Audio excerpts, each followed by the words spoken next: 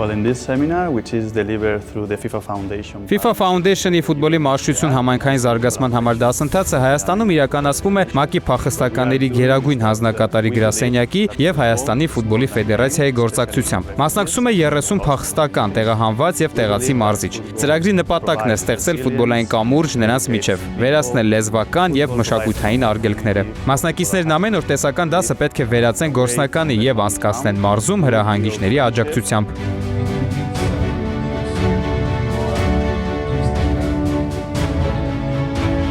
Football not just a way to become the next Ronaldo, the next Lionel Messi. Ֆուտբոլը ոչ միայն հաջորդ Ռոնալդո կամ Մեսի դառնալու միջոց է, այլև երեխաներին կրթելու հնարավորություն։ Հենց այս գաղափարը առաջիկա 5 օրերին պետք է փոխանցենք մասնակիցներին։ Հուսով եմ սեմինարի ավարտին բոլորը կկարողանան առաջարկել ֆուտբոլային մարզման իրենց տարբերակը, մարզում, որը կզարգացնի երեխաների կարողություններն ու հմտությունները։